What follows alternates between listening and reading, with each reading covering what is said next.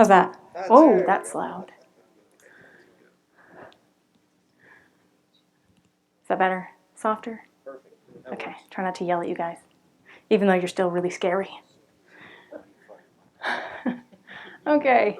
So we're going to start tonight with our, our regular stuff. And happy anniversary, everyone. Today is NCAS's 20th anniversary, April 2nd. Actually, today. So we'll start with our fun stuff. I don't think the sound is working, but that's okay. Some of the pictures that came through FRAC. And he's always sending them through saying how bad they are. Sorry. How's that? No, too far? Okay. This is wobbly. Nope. I'm sorry. I don't know if you guys saw this one come through FRAC. This was just from last week. Brian sent it. Yeah, it's beautiful. I always have trouble choosing Charlie's photos because he sends so many nice ones. So there's one, and I actually showed another one of his because it was the Nova.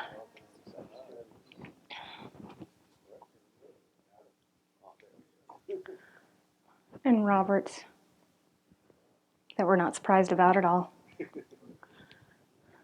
So we'll do some business as usual. The accounts are the same as usual, and PayPal is starting to work, so anybody who wants to sign up, you can actually sign up through PayPal now, and it's working great. We have one new member this month. Hooray!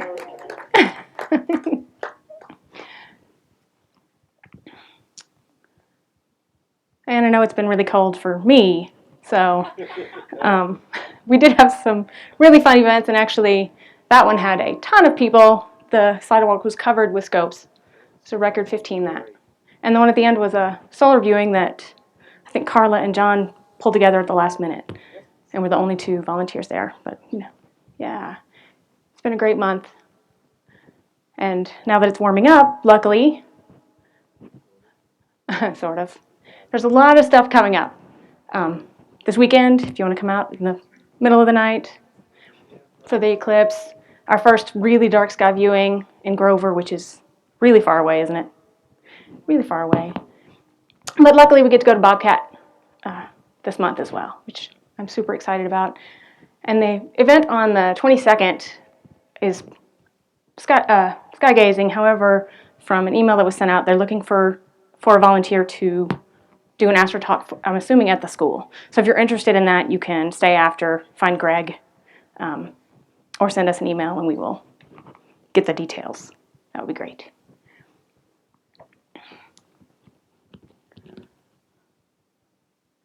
Okay, so as usual, we're going to do something fun. You, Dave, I suppose I'm supposed to like winter now. I will work on it.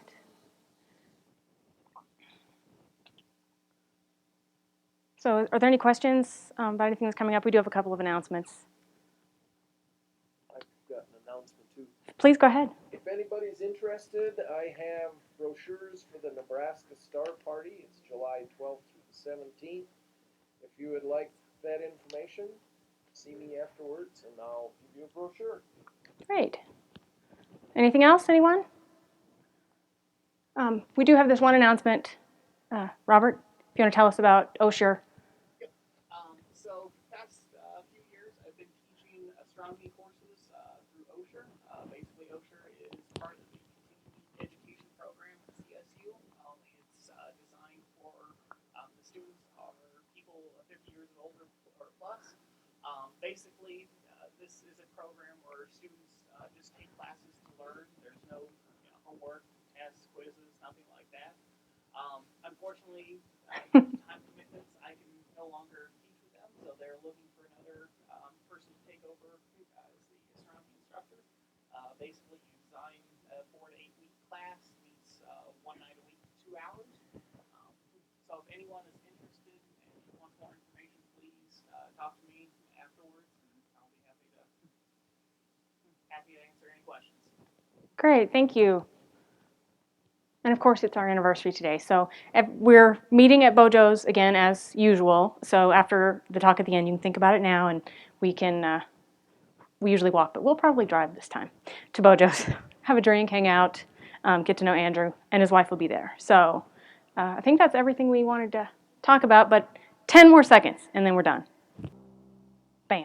That's it.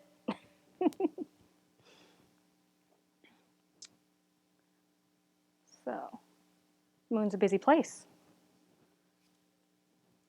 So, I don't know if you guys have ever heard Andrew speak before. Teacher, musician, astronomer. He does everything, and he is fantastic at it. So, everybody welcome Andrew, and we will pass this over.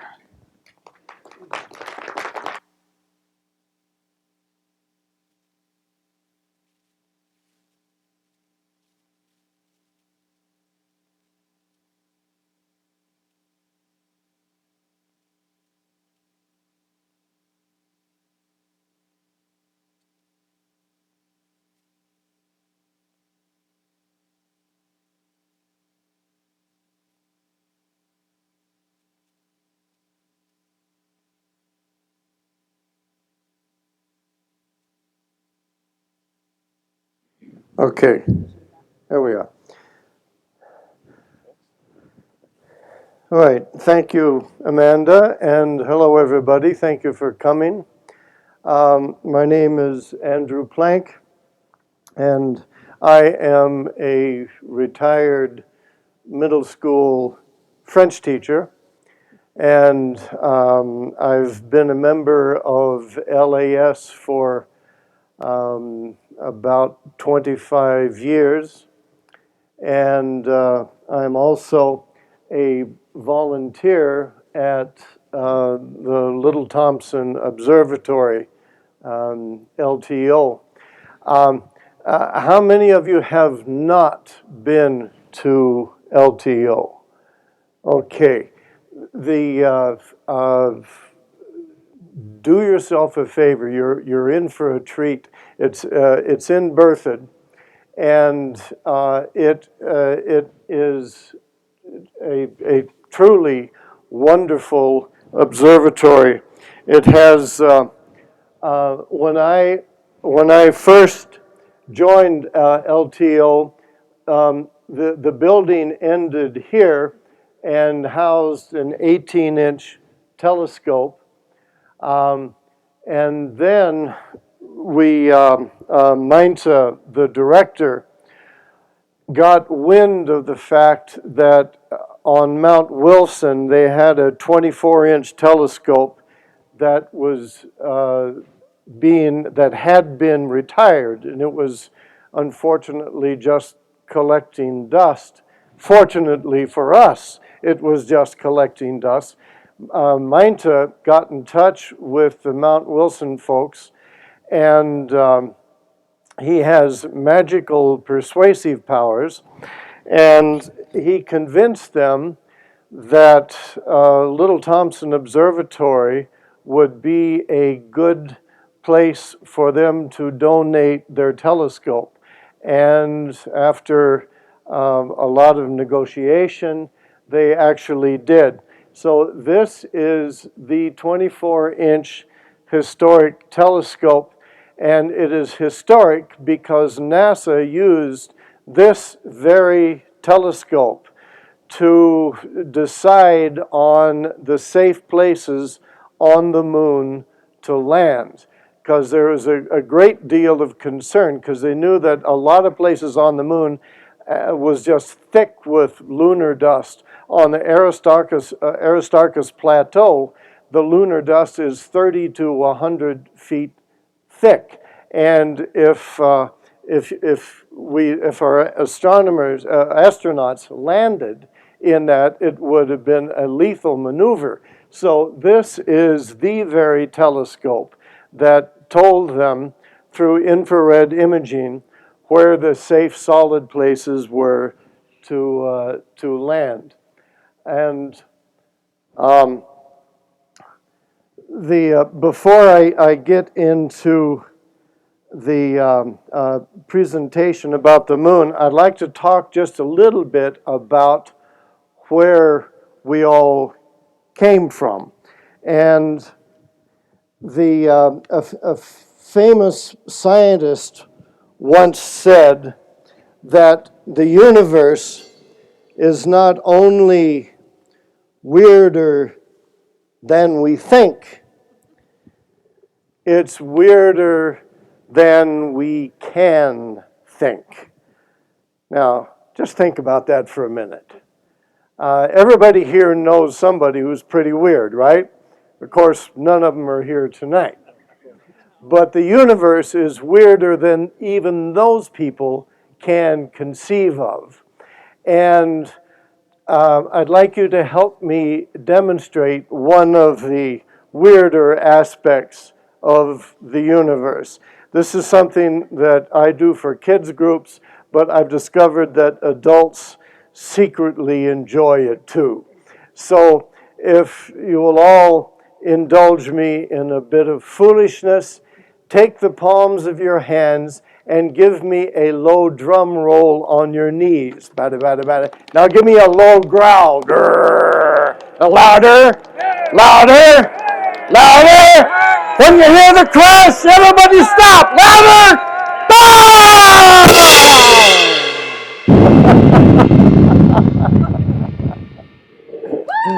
I, I love doing that. It brings out my inner child. And so, unfortunately, I'm going to have to do most of my presentation from the back. But what just happened? What did I just try to duplicate on a somewhat less dramatic scale? I heard it. There it was. Step to the head of the class. An event called the Big Bang. Now, this, believe it or not, is an artist's depiction of the Big Bang. Something tells me it probably didn't really look like that.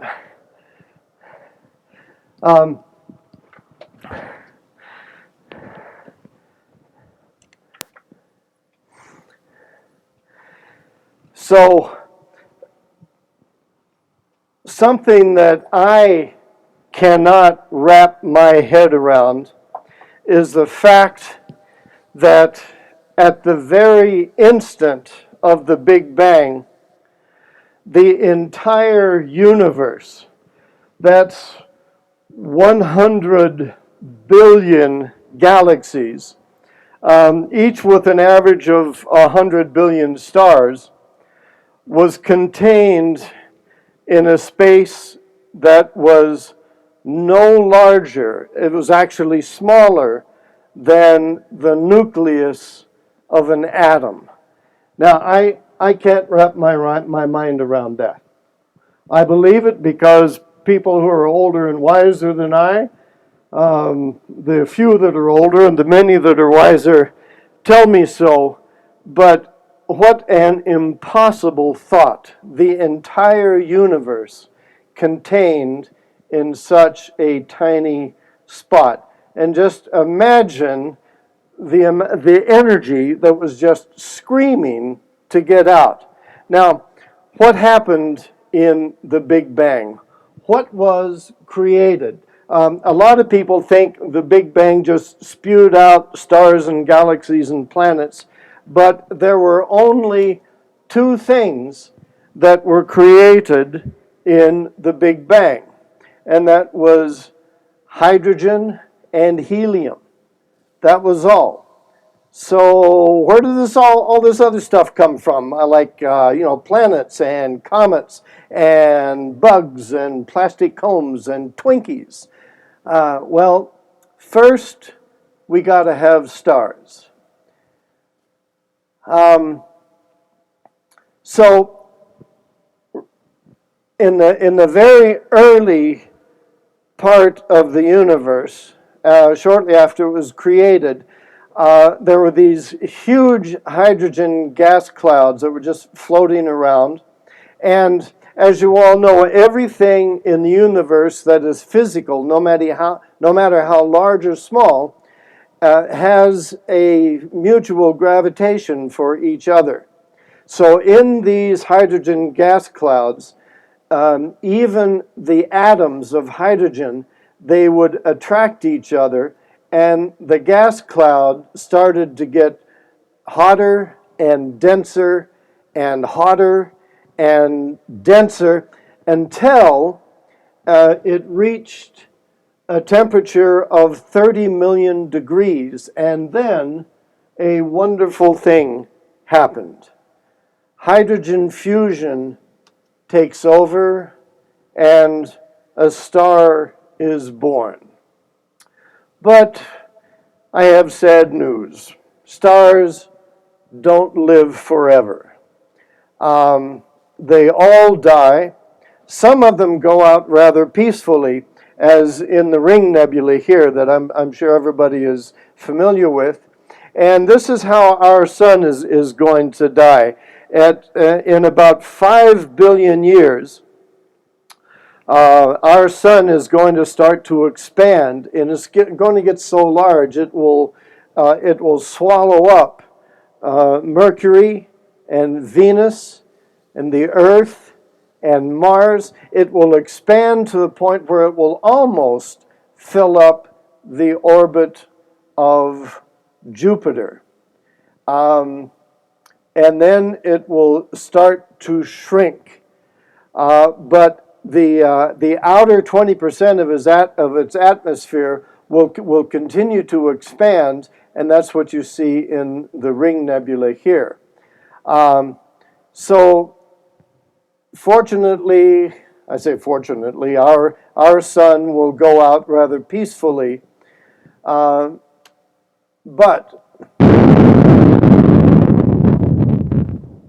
stars that are 5 to 8 times the mass of our sun will go out rather dramatically as supernovas. And to make a long story short, it's in the fires of a supernova that all of the other elements are created. This is the famous Veil Nebula in Cygnus, and this is a supernova remnant. And so the gas cloud that is expanding, this cloud now contains all of the other elements, iron and copper and oxygen, all of the other elements that are in the periodic table.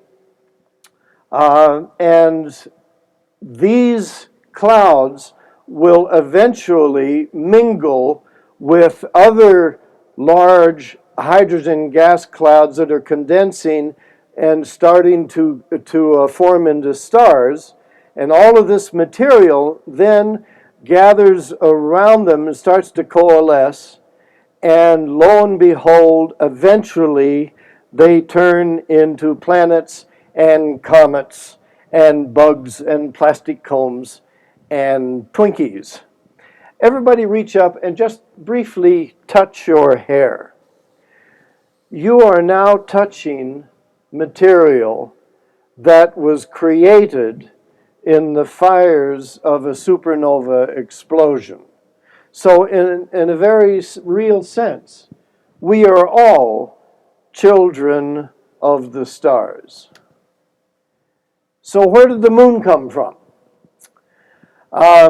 Shortly after the Earth was formed, there was a Mars-sized object in the neighborhood, and it was on a collision course with the Earth, and it slammed into the Earth into what is referred to somewhat tongue-in-cheek as the Big Whack.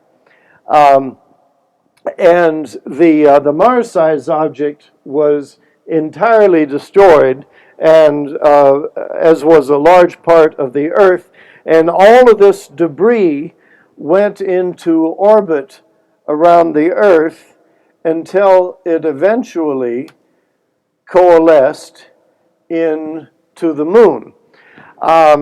I say eventually, but it was a remarkably short amount of time. Logic would tell you that this would have taken millions of years.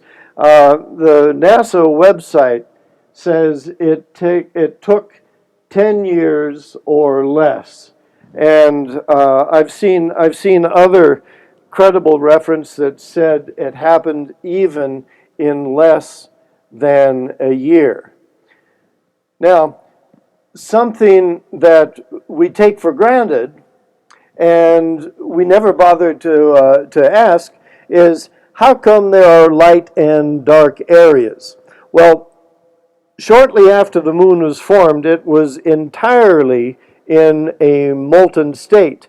And the heavy, darker elements, the heavier elements, which also happened to be darker in color, sank toward the center. That's exactly what happened on the Earth when it was in a molten state. That's why we have an iron core. All of the iron sank toward the center. And at the same time, the lighter elements, and these elements were light in both color and weight, like aluminum. The moon has a lot of aluminum, rose to the surface. And so the first moon looked entirely like this area of the lunar highlands. It was very light in color.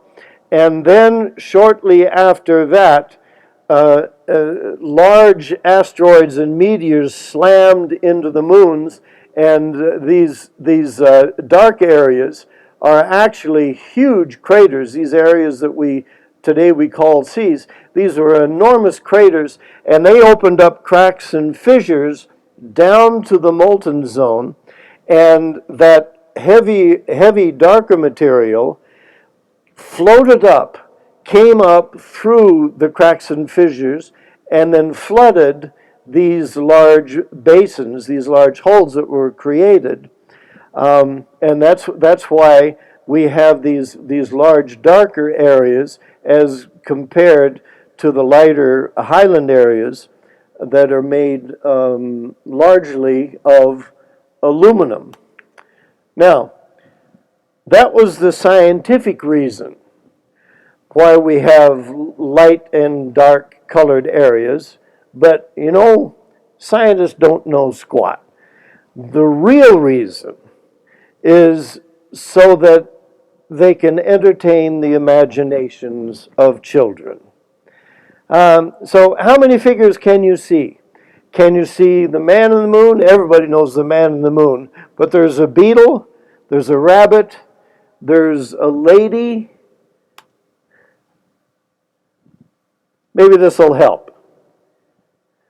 So here's the man, here's the beetle, here's the rabbit. My favorite is the lady in the moon, and actually the lady in the moon looks more like a lady than the man looks like a man. Take a look at that. It's remarkable. So once somebody points it out to you, you can easily see the figure of a lady in the moon, and she even has a diamond brooch hanging around her neck. It's the crater Tycho.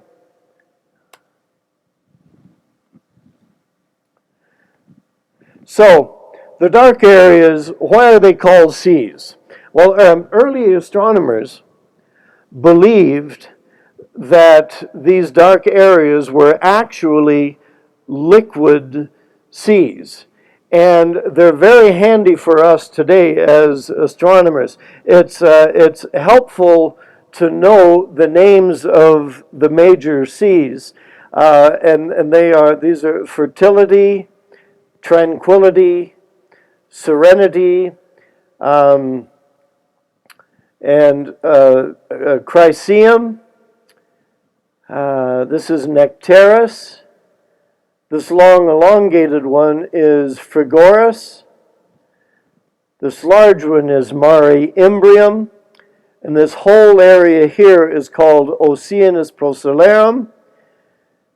And this is Mare Nubium, and then Humorum.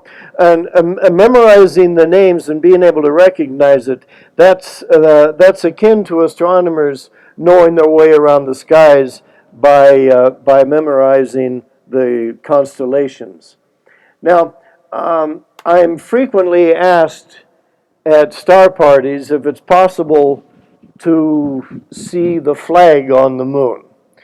Well, the short answer is no. Not even the Hubble telescope can see the flag on the moon. The Hubble telescope has a mirror that's about 8 feet in diameter, but the flag on the moon subtends an angle of 4.7 times 10 to the negative 4 arc seconds. That's pretty tiny stuff. So in order to see the flag on the moon, theoretically it would be possible, but you would need a mirror that is 3.5 miles in diameter with a magnification of 11 million. So we're not quite there yet, but I suspect at some point in the future we will be. So you drag out your telescope. What are the cool things you can see on the moon? There's craters and basins, mountain ranges, there's valleys and rills, wrinkle ridges, domes, a cool object called pyroclastic deposits. We'll talk a little bit about those, and then the lunar rays. So, craters. They're the most exciting objects to look at. How do they form? Well, scientists used to think that most craters were created because of volcanic activity. They thought the moon was just littered with volcanoes. But the Apollo programs proved differently. So there are 3 types of craters that you can see on the moon. There's these small, what's called simple craters. They are 10 miles in diameter or smaller. Between 10 miles and about 250 miles, then we get complex craters. And then the very largest ones, like the Imbrium Basin I showed you a while ago, they are called basin. They have basin morphology. Now, all of you are very familiar with a simple crater here on Earth. It's a meteor crater in Arizona. Now, this was formed 50,000 years ago, which actually wasn't very long ago in astronomic terms, when a meteor or an asteroid 160 feet in diameter, it was traveling about 10 miles per second. I don't know how scientists figured that out, but they did. And it blasted out a hole that was 3/4 of a mile in diameter. Now, scientists figure that the amount of energy that was released was 20 megatons of TNT, the equivalent of it. Now, if you're like most people, you don't have a real good idea of what 20 megatons is. So let me help point that out. Everybody's familiar with the Hiroshima bomb. That was powerful enough, it destroyed an entire city. Now imagine 1,300 Hiroshima bombs going off at the same time, and you've got 20 megatons. Now, this is a typical complex crater. This is the crater Tycho. And it has the standard features of a complex crater. It's got central mountain peaks. It has stair-step terraces. It's got ejecta blankets. Now, the peaks are how they're formed. If when a meteor or an asteroid slams against the moon, then there is sudden and instantaneous compression and an equally sudden rebound, which blows a lot of material out, and these mountain peaks are formed. Now, we see this process, believe it or not, every day of our lives, or at least we could if our eyes were quick enough. In a single drop of water, there is a central mountain peak, there are multi-ring basin features, and it has the same depth to diameter ratio as Tycho that I just showed you a little while ago. This is my favorite trio of complex craters right here. It's just east of the Sea of Nectar. You can see it around day 5. You can see it in the smallest telescopes. And let's take a closer look at the top two. This is the crater Theophilus, and I discovered after a while that there is an optical illusion here. Usually about 1/3 of my audience, they cannot see that this is a crater. They cannot see a hole in the ground. They see a raised plateau. And they can't even force themselves to see that it's a hole in the ground. I cannot force myself to see that it's a raised plateau. But it's very much like the young woman, old hag illusion that some of you may have seen. When you look at this picture, some people instantly see a young, beautiful woman. And other people see an ugly old witch. Now, I'll point both of them out to you. The young woman, from your perspective, is looking a bit away from you. And so this is the cute little nose on her face. This is her chin. This is her eye. And this is her ear. Now, let's switch to the ugly old witch. The young, we're going to turn her head so that she is looking in this direction. And so now this is the old witch's nose. This is a wart on her nose, what used to be the young woman's nose itself. And what used to be the young woman's ear is now the ugly old witch's eye. And what was a black velvet choke collar around the young woman's neck is now the witch's mouth, and this is her chin. So, is it a young woman or old hag? Is it a plateau or a crater? So Theophilus is a complex crater. It has central mountain peaks, has terraces and ejecta blankets. And from the top rim down to the bottom, it's an amazing 3-mile drop. And shortly after the crater was formed, the entire floor was covered. It was a sea of molten lava, and the north rim collapsed from here to here. It was a huge landslide, and it slammed into the sea of molten lava, and it raised a tidal wave that raced all the way across, slammed into the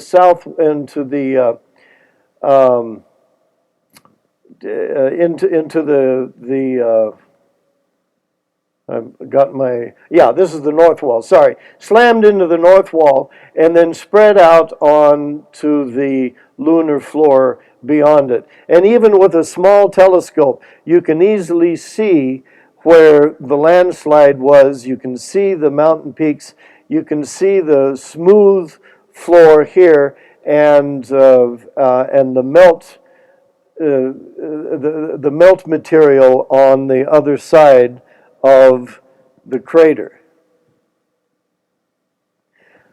Now, one of everybody's favorite craters is Plateau. You'll find it here on the north side of Imbrium. Here's a closer look, and Plato is a crater that is 60 miles in diameter. It's got a smooth chocolate pudding floor. Something is obviously wrong with this because it is so large. It is 60 miles in diameter. It should have a huge central mountain peak right here. And believe it or not, there is a central mountain peak. It is 1.5 miles high, but it has been entirely buried by the molten lava flows that were created when the Imbrium Basin was created, and later on, when the lava came up through the cracks and fissures, it also flooded Plato. So it is now just a smooth chocolate pudding floor. And if you catch it at the right time at sunrise, there is just an astonishingly beautiful sight, which this picture doesn't quite do justice, but it gives you an idea. The mountains around the rim are very, very jagged, and so the jagged outline of the mountains are thrown on the smooth chocolate pudding floor, and it looks like the outline of an entire city with spires appears. And when you first see this happening through your telescope, you'll at first be kind of puzzled at what's happening, but come back every 15 or 20 minutes and it'll all fall into place. So this is one of my favorite craters. It's called Pitatus. It's just on the south shore of Mare Nubium, and there's something wrong with this crater too. And that is the fact that the floor is unusually shallow. Compare it to Tycho that we just saw a little while ago. You see how deep the floor is on Tycho? And look how shallow this is. This type of crater is called a floor fractured crater. And there are about 52 floor fractured craters on the moon, and they are all very closely on the shorelines of the large mares. So what's happened here? Magma from underneath has applied pressure and has actually pushed the floor up. So the floor has raised 1 to 2 miles, and in the process, these fractures and cracks have opened up, which brings me to one of my favorite photos. Now, considering that this is a program on the moon, this is going to look a little out of place. It's a picture of a cherry pie. Now, my mother was born on February 22nd, George Washington's birthday. And I certainly hope that somebody is still telling their kids the story of how George Washington chopped down his father's cherry tree when he was a little boy. So when my mom turned 94, instead of baking her cake, I baked her a cherry pie. And when I took it out of the oven, I'm going, I've seen this someplace before. And I went through my photos of moon craters, and sure enough, there is a remarkable similarity to the crater Pitatus that I just showed you a little while ago. Notice that there are arcuate cracks that have opened up in both cases. There's even a central mountain peak in the same area, and there's even a tiny little craterlet where I just happened to put a toothpick in to test the doneness.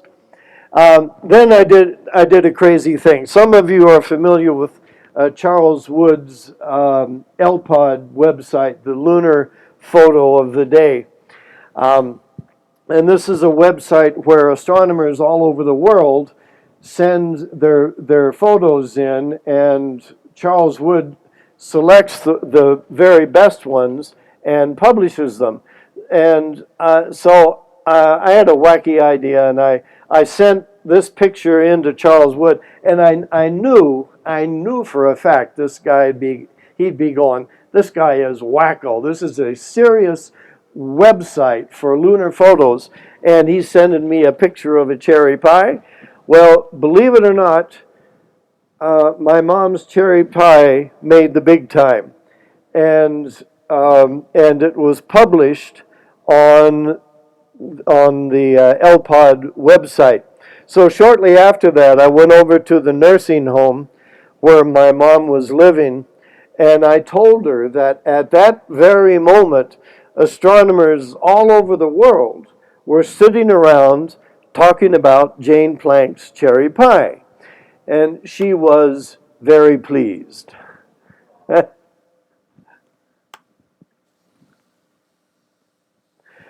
So people tend to lose sight of the fact that these large dark areas are in fact craters. And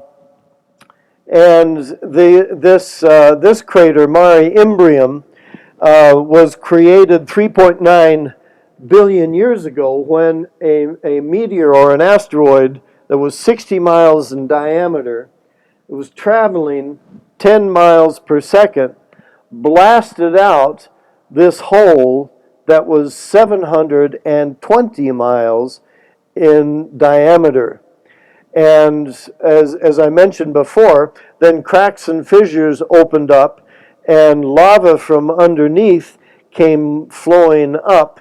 And the lava on the moon is quite a bit different than lava on the Earth.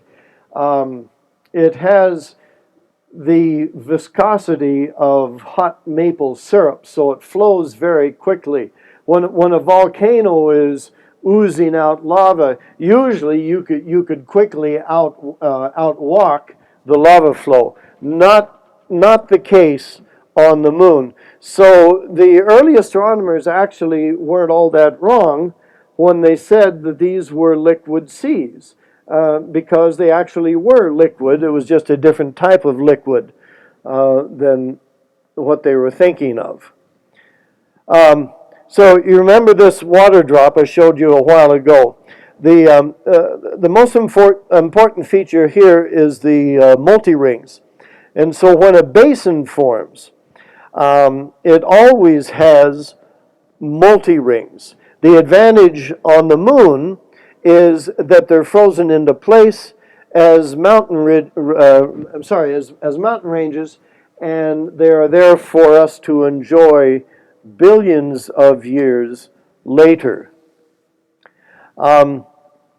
So this is Mare Imbrium. Here's the crater Plato we talked about.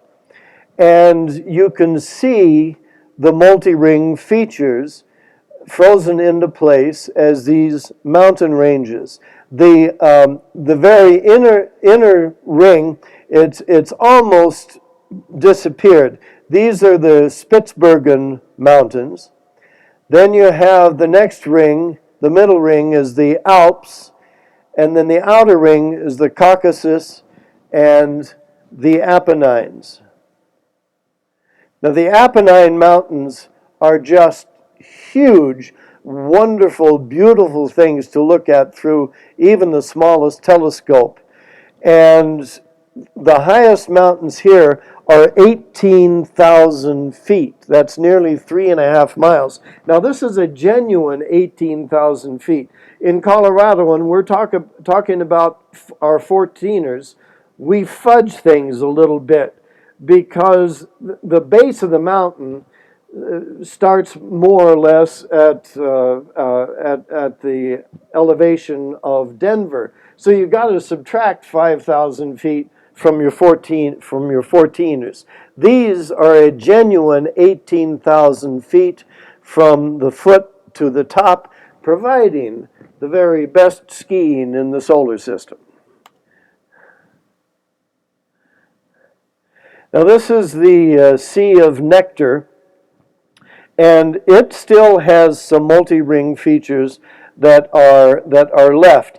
You can see around the sea, you can see this arc-like feature right here. This is called the Altai Scarp, and it is 300 miles long and 3 miles high. You can see it around day 5. It's easily visible in even the smallest telescopes.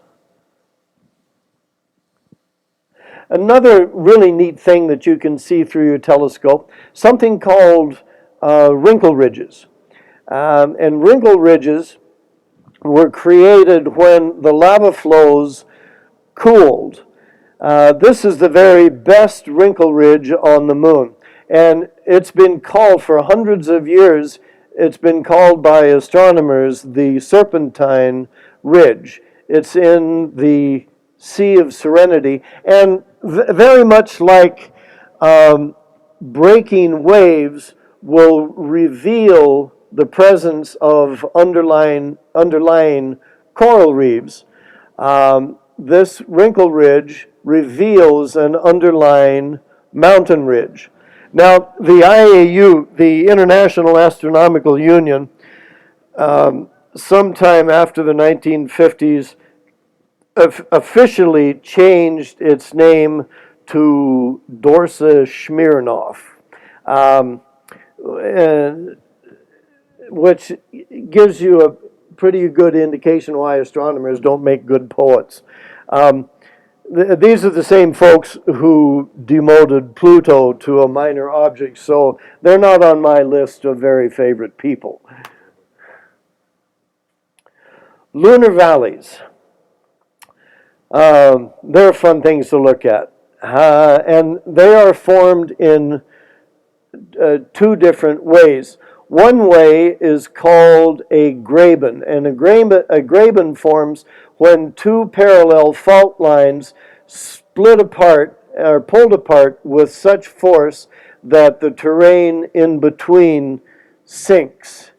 And the Alpine Valley is the largest graben on the moon. Again, the smallest telescope will reveal the Alpine Valley. It's 120 miles long. It's 6 miles wide. And grabens also exist on the Earth. Take a look at this. This is called the Rio Grande Rift in New Mexico. Look at the similarity between the Alpine Valley and the Rio Grande Rift. These are two fault lines that pulled apart and the terrain in between sank. The second way of creating valleys is called basin sculpting. And so when the asteroid blasted out the Sea of Nectar, a huge line of very large mountain-sized boulders took flight and landed in a line, and they dug out the Rita Valley. Now, this is the longest valley on the moon. It is 300 miles long. It's 12 miles wide. It's longer than the Grand Canyon. The difference is the Grand Canyon took millions of years to be carved out. The Rita Valley was blasted out in a matter of seconds. This is my second favorite trio of craters on the moon. And there's lots of stuff going on here. There's Arzakel, which is a classic complex crater. It's got central mountain peak. It has, but notice it's a little bit off-center. It has stair-step terraces, has ejecta blankets, and internal craters. And there was an enormous landslide, opened up two large valleys that you can see on the edge of the craters. Okay, sorry, got problems. Oh, thank you. Did you do that? No.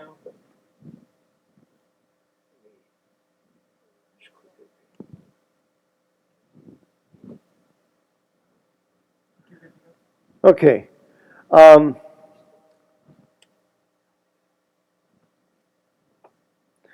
So, now Ptolemaeus, this crater on the top, is a very large crater. It is so large that Copernicus, the crater Copernicus, would fit inside.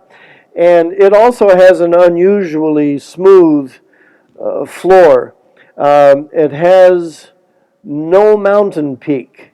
And that's because when Mare Imbrium was blasted out, a lot of the molten material flew out over the lunar surface and landed and filled up Ptolemaeus.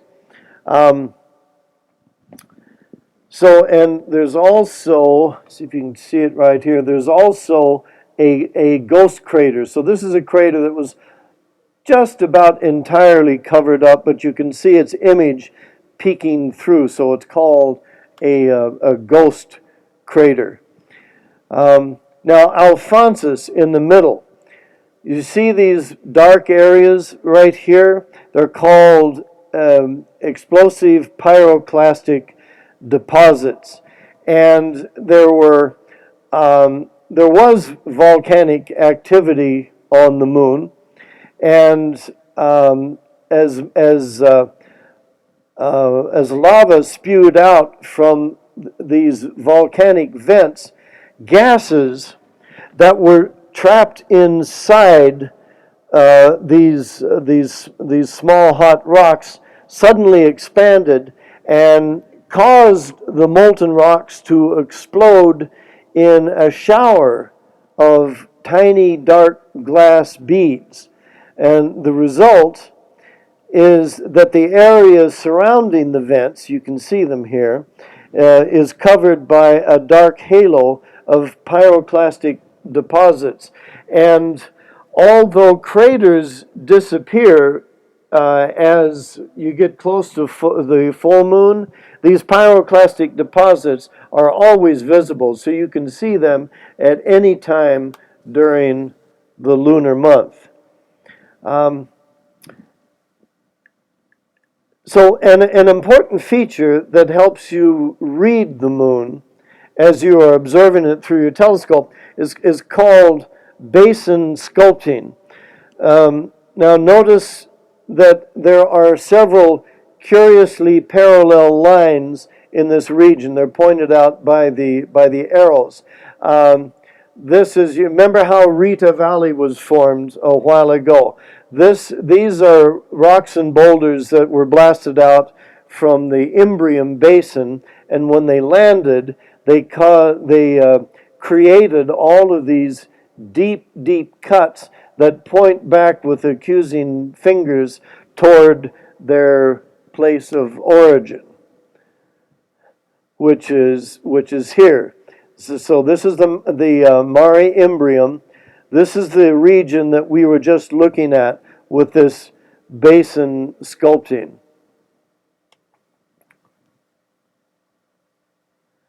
So they skimmed the area, the surface area around Ptolemais, and left these long scars. Then this is basin sculpting at its best.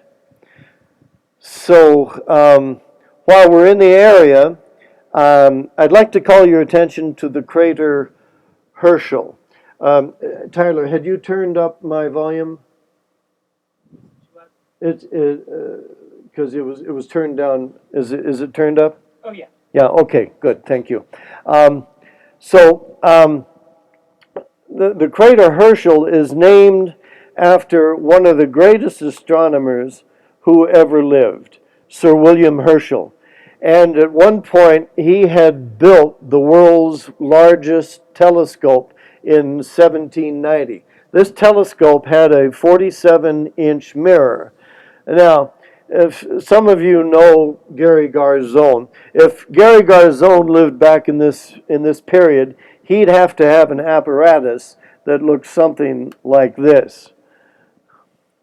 Now, fortunately, Sir William Herschel, he was well known in the King's Court, and so he was funded entirely by our buddy King George III. At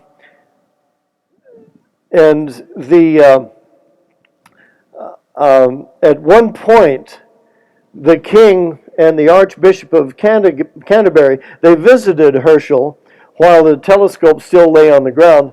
And as they walked into the tube, the king turned to him and he said, "Come, my Lord Bishop, and I will show you the way to heaven." Now, everyone knows that Herschel was a great astronomer, but few people know what he was before that. Does anybody know? Just sing out if you know. Yes, he was excellent. He was a highly talented musician and composer. And I would like to play just a few seconds of the Oboe Concerto in C major by Sir William Herschel.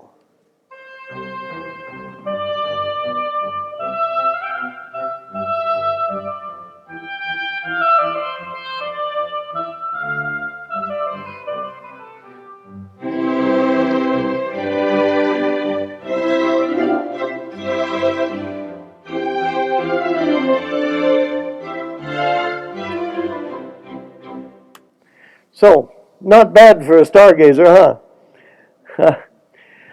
Sinuous rills are another fascinating object to look at on the moon. This is what's called Hadley Rill. And when lava flowed from a nearby volcano, you can just barely see the volcano right here. It cut a channel in the terrain, and then because it gets very cold at night on the moon, a crust forms over the channel, and then the lava continues to flow through the resulting lava tube. And eventually, after the lava flow stops, the roof collapses and leaves an open rill that we can that are fun to look at today through telescopes. Now, believe it or not, Earth also has lava tubes. Some of them are quite small, and some of them are quite large. Like in this is Australia's Barker's Cave. Now, if you can imagine this entire tube being filled with lava that was flowing rapidly. Must have been quite a sight. The very best sinuous rill on the moon is this object right here. I'm sure a lot of you are familiar with it. It's called Schroeter's Valley. It begins at its volcano, which is called the Cobra's Head. It's 100 miles long, 3 to 6 miles wide, and believe it or not, at its peak, an incredible 10 million tons of lava per second flowed through Schroeter's Valley. Then at the end, it spilled over a 3,000 foot high cliff and filled up the entire Oceanus Procellarum to a depth of 600 feet. Now that's an incredible 1,500,000 square miles. Just an unbelievable event. Now, next we'll go to the straight wall. This is a highlight for all moon observers. It also is a fault line. It's a single fault line, which has given away, and the terrain on this side has sunk. It's 70 miles long, and it's 1,000 feet high.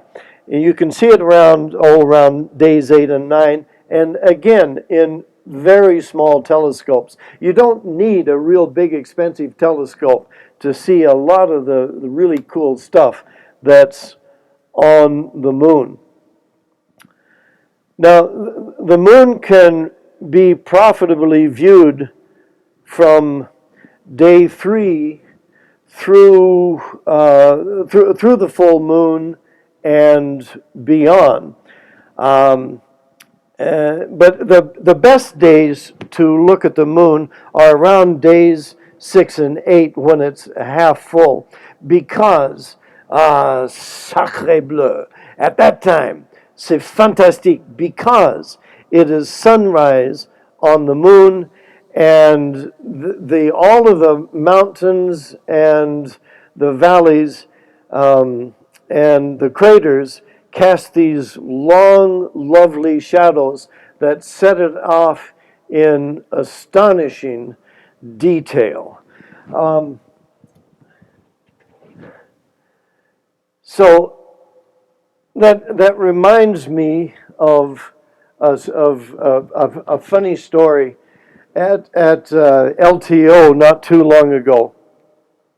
One of our volunteers was showing a middle-aged woman her very first view of the moon through a telescope. And as she bent over and looked through the eyepiece, her jaw dropped open and she went, "Oh my God, how long have they known about this?" And they said, "Oh, about 400 years. And she said, "Well, they should have told somebody." So I need to get unraveled here, and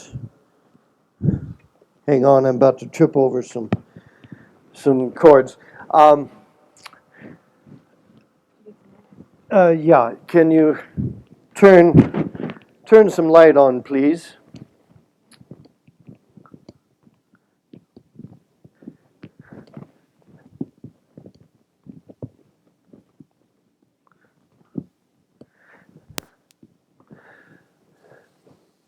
So the moon has 10,000 craters that you can see even through a modest telescope. And you need a personal guide. And this book takes you by the hand and guides you to the most interesting objects that you can see on a night-by-night basis as the moon progresses through the lunar month. And when you open the book up, On the right page, you have the descriptions of the objects that you can see, and on the left page, you have an opportunity to make notes and do drawings, and then a month later, you can come back and add to your notes and drawings, because every single time you look at a crater, you are going to see more stuff. And this is so cool. Charles Wood, a writer for Sky and Telescope magazine, and the country's leading authority on lunar observing, agreed to write the foreword to my book. So in Charles's own words, so what are you waiting for? Grab a telescope, this book, and a pencil, and get out under the stars. Thank you all very much for your kind attention. Oh, I should mention also, if you're going to look at the moon, everybody needs a moon map, and this is, in my opinion, the very finest map available, because you can use it, your telescope, you just fold it up to the quadrant that you're looking at, and every single object that I mention in my book is keyed to the grid on Sky and Telescope's map. So I have a few maps available also, and I have plenty of books. But feel free just to come down and take a look at them, and once again, thank you. Yeah. Hang out until it kicks out. 20 minutes, 30 minutes. But we're also having mojos, and you never take reservations, but we still would like to see. If anybody's coming tonight, raise your hand, and we'll get a table. So, yeah, question. Are there any questions? Are there any? I saw a couple of hands up. Yes, sir, in the back. Any relation to constant time? There's, my brother says there's, might possibly be a relationship to Max Planck. But if you ever looked at my high school math grades, you realize there is no relationship whatsoever.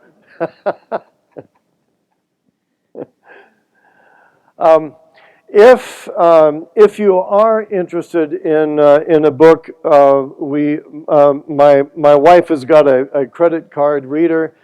We can do checks. We don't have you know, we can't really make change, but credit cards and checks work the best. And my wife says, yes, we can make change. The book is $27.99 plus tax. The map is $12.95 plus tax. The map is, you can also get the map on the Sky and Telescope shop, or you can get it from me. Whatever you do, do not go to Amazon to buy the map. They have doubled the price to $24. God knows why. Not a real good decision. But so I have a few maps, so you can get them on Sky and Tel. Yes, sir. How did you get from being a French teacher to being an astronomer? Well, I actually got from being an astronomer to being a French teacher.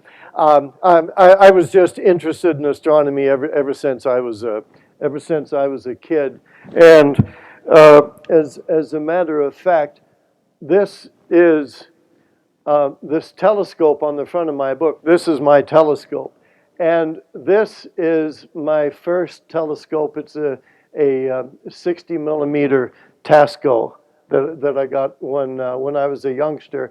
I still have it, and I still use it.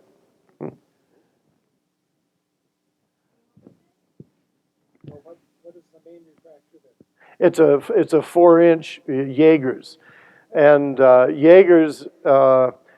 had an excellent, excellent reputation for making good optics, and then their factory a couple of decades ago burnt down and burnt them out of business.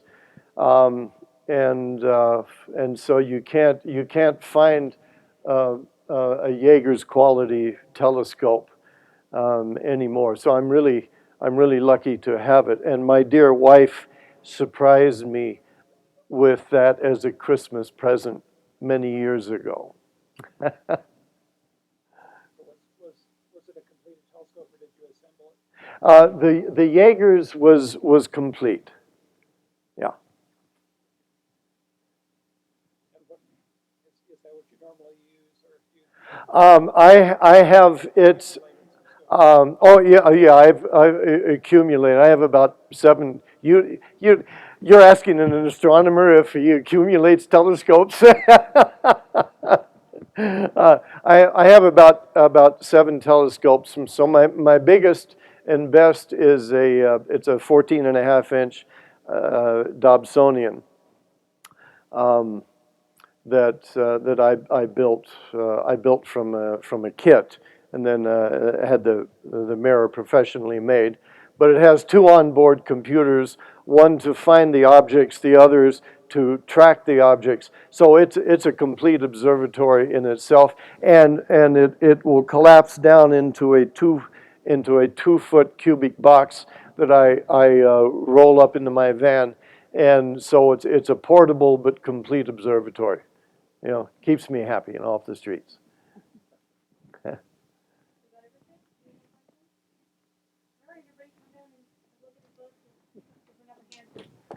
Thank you. Thank you very much. And if you wanted a flyer for the straw party, we can have these down here at the table as well. Yeah. My wife will sell them, and I'd be happy to sign them. Yes, I already bought mine. Would you sign it? Oh, yes, ma'am, and thank you so much. Oh, okay. So, To Ann.